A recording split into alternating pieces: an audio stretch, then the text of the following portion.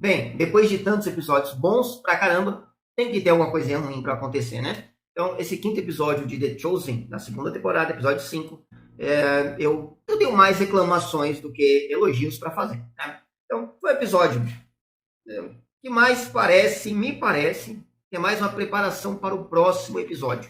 Me parece que é um episódio preparando para algo muito bom que ainda vai acontecer. Espero até que seja isso.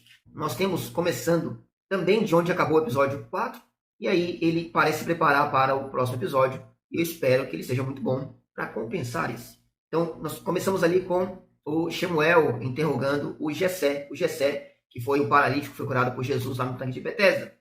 E o Shemuel tá ali, ele tá na captura, ele tá perseguindo Jesus mesmo, e ele não tem certeza ainda, mas ele tá investigando, e aí ele chega no ponto onde ele percebe que é o mesmo homem, é Jesus de Nazaré, e ele tá ali armando tudo. Então nós vemos ao longo do episódio a preparação de Shemuel, mais um outro fariseu que agora entra na história, para eles prepararem ali a cama para Jesus, né? Para eles começarem a incriminá-lo e persegui-lo. Ele tá meio que passando ainda despercebido pelos outros fariseus, mas esses são o que vão colocar um alvo nas costas dele, com certeza. Jessé sai então da presença de Shemuel, e a primeira vez que ele está agora indo ao templo, depois da cura, e aí ele encontra o Áticos, que ainda está perseguindo o Simão, e vai até o Jessé para tirar algumas informações ali. E ele vai agora, depois de ouvir algumas coisas que Jessé fala sobre a sua cura, ele vai atrás também de Jesus. É claro que ele ainda não entende o que está acontecendo, e ele provavelmente não tem conhecimento das profecias nem nada, mas ele vai atrás agora na captura tanto de Simão quanto de Jesus agora. E ele passa todo o episódio também vigiando eles ali de longe. Enquanto isso, nesse jogo de pega-pega, de caça aos ratos, nós temos também agora o Simão indo atrás de Jesus. Ele vai tentar encontrá-lo, e aí ele vai vigiar ali de longe aqueles que estão acampados ali, os discípulos de Jesus, que ele ainda não tem certeza se são os discípulos, fica claro, porque não é o que ele esperava, claro, né? Ele esperava o que foi ensinado para ele sempre, que era uma comitiva de guerreiros, como ele é um guerreiro. E aí nós vemos ali as habilidades dele sendo mostradas, ele se preparando, na cabeça dele ele vai encontrar um exército e vai se juntar a esse exército. O que ele encontra, na verdade, é primeiro o endemoniado, né? O passo-homem ali está com o demônio, e aí vai ter um diálogo ali, de certa forma, interessante, mas esse demoniado eu achei bem ruim, bem ruim. Eu achei muito ruim a interpretação, não a interpretação, mas como foi retratado esse homem endemoniado. Como se, veja bem, eu quero que você entenda, vindo de um pastor, alguém que já expulsou demônios, já teve contato com situações de pessoas que tinham demônio. Me pareceu mais que aquele demônio era uma espécie de simbionte. Já assistiu aquele filme do Venom? E o Venom ali é um monstro que fala dentro do cara, e aí parece que o demônio é a mesma coisa, ele fica meio que trocando de personalidade, e eles trocam informação entre eles. Quer dizer, o cara sabe que o demônio consegue ou não fazer, as informações que ele tem. Isso é bem sem sentido. Não parece que quem produziu isso entende o que é uma pessoa endemoniada, né? Mesmo quando a gente vê uma pessoa que ela está ali, claramente o demônio falando através dela, e falando como se conhecesse as coisas dela e tivesse controle total sobre ela, não é exatamente assim que funciona, não existe esse diálogo. A gente até vê isso acontecendo em algumas igrejas aí que você já deve ter visto, algumas igrejas que até entrevistam o demônio, né? Mas não é bem assim que acontece, não é dessa forma que acontece. Então essa representação me parece que foi feita por alguém que não conhece isso, ou sei lá, que talvez frequente essas igrejas, que acontece isso. Uma coisa que eu achei nada a ver foi o demônio falando que sentia um cheiro que é ruim para o demônio. E esse cheiro, obviamente, era o cheiro de Jesus. E aí ele chama de um cheiro repugnante. Ele diz que é um cheiro muito ruim. Quando, na verdade, os demônios, quando eles se aproximam de Jesus, nós vemos isso no texto, por exemplo, que fala dos demônios do endemoniado de Gadara, e quando ele se aproxima de Jesus, ele vai reconhecer a soberania, a majestade, a glória de Jesus, e não a podridão de Jesus. Não é como se os demônios eles sentissem nojo de Jesus. Não é como se os demônios sentissem nojo de Deus. É muito pelo contrário. O que eles têm é raiva e inveja, e não nojinho. E parece que esse demônio está mais com nojo. Ele não suporta o cheiro. Isso é muito sem sentido. Também quando o demônio ele vai ali chegar dentro do acampamento, e aí ele vai se deparar com os discípulos, ele também fala, vocês estão impregnados com esse cheiro e tal. E aí acontece até algo que eu achei pior até do que o diálogo com Simão, foi o diálogo dele com a Maria, como se ela estivesse entendendo o que ele está passando. Claro, ela também esteve endemoniada, isso faz bastante sentido, mas uma situação é diferente da outra situação. Você não encontra uma pessoa que foi possessa por demônio, e ela falando para outra, assim, como se entendesse o que está acontecendo naquele momento. Uma pessoa que foi possessa por um demônio, ela não tem ela não adquire um conhecimento, ela não adquire uma experiência prática de como lidar com endemoniados. Isso não acontece. Na verdade, não existe isso de uma forma nenhuma. Uma experiência prática de como lidar com pessoas endemoniadas, uma espécie de psicologia do demoniado. O que existe é a expulsão e pronto, a pessoa é endemoniada. O que nós fazemos é expulsar o demônio. Não existe uma conversa lógica com o endemoniado. Nesse momento ainda, a Maria ela é afetada de alguma forma. Nós vemos desde o começo, a Maria é um personagem que vai ser central nesse episódio, de certa forma, porque algo vai acontecer com ela do começo ao final, que é ela sendo, de alguma forma, afligida ali. Primeiro, quando acontece no começo, quando ela vê os romanos, e aí não deixa claro o que aconteceu, né, se ela teve alguma lembrança, se foi algum tipo de desejo, de pecado que a atormentou, ou foi o medo apenas que deixou ela confusa, isso não fica claro. Depois, quando ela conversa com o endemoniado, antes dele chegar, ela sente dores de cabeça, como se a presença do endemoniado afetasse ela. E aí, quando ela conversa com ele, ela depois fica abalada, como se essa mera conversa tivesse tido um poder de perturbá-la. Claro que a gente pode contar aí que talvez um certo trauma pode estar acontecendo com ela, mas essa perturbação espiritual não é algo real, não é algo que faz sentido. Quer dizer, uma pessoa que ela já foi até possuída pelo diabo, e ela teve essa expulsão feita, o diabo foi expulso da vida dela.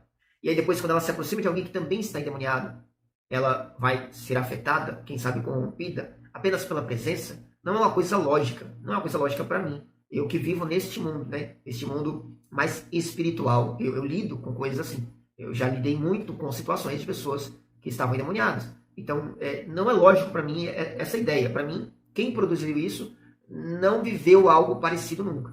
Nesse momento, o endemoniado vai atacá-la e aí o Simão aparece. E aí, Simão é um guerreiro. Ele chega, aparece, deixa claro que ó, se você vir para cima, o ouro vai comer no seu lombo. E aí, de repente, ele é surpreendido pelo endemoniado. E o endemoniado quase o mata.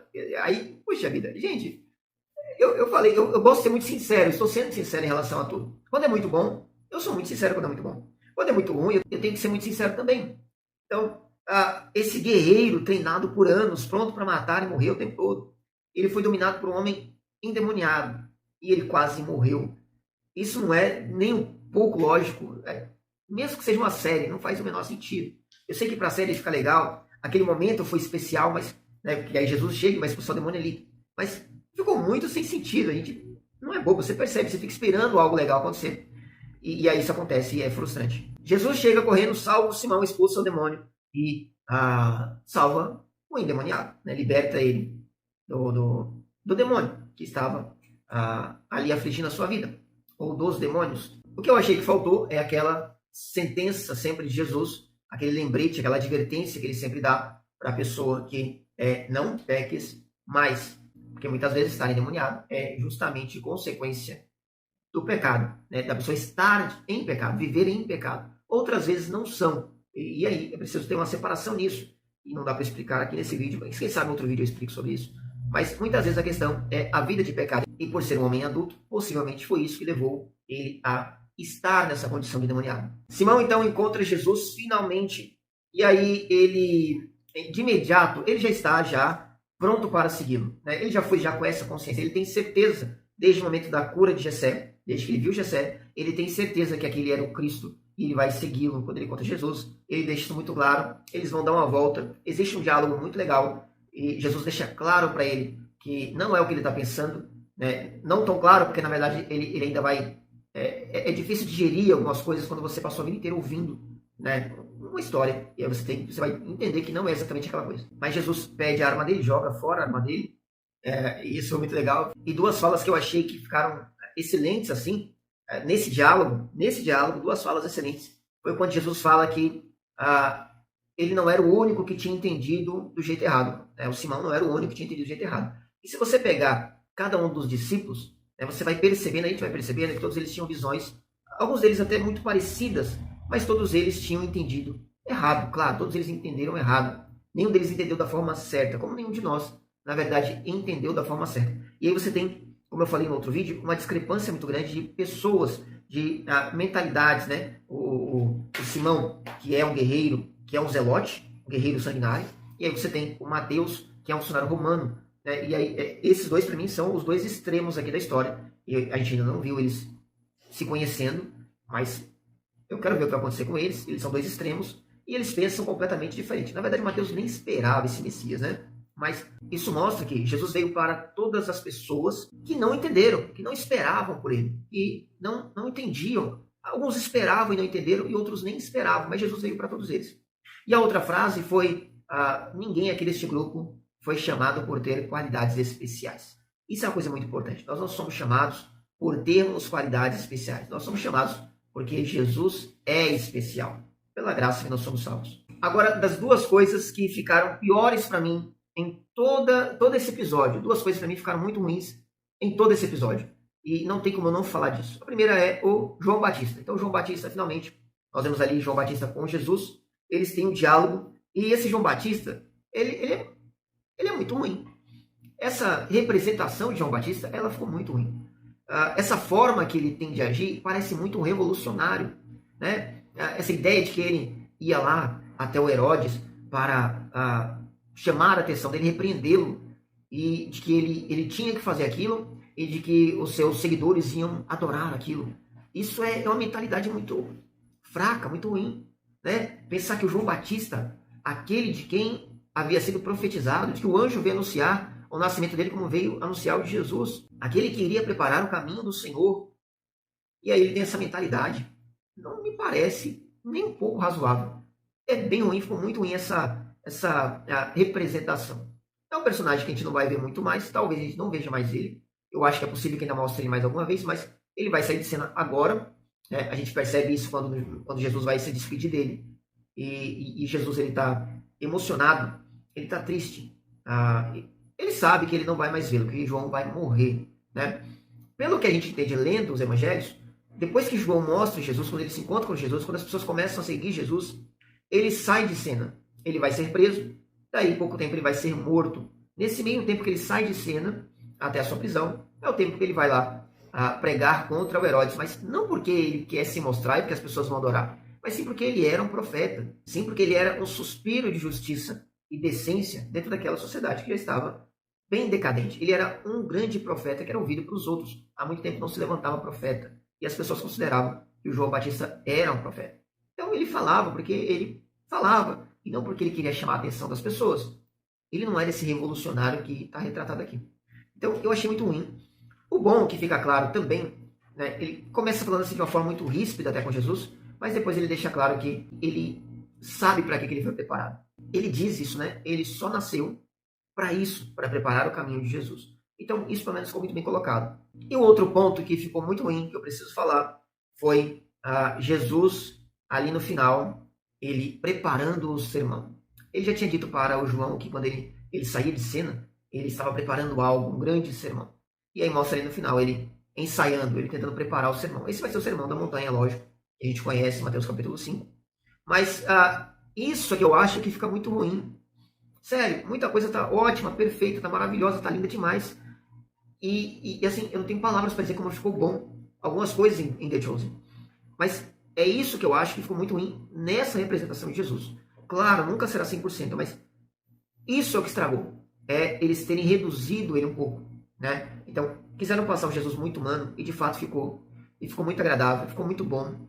Nas cenas que ele vai fazer um milagre e tal, ele é bem representado na hora do milagre. Mas essa humanidade aflorada demais, né? Quer dizer, cadê a sabedoria divina?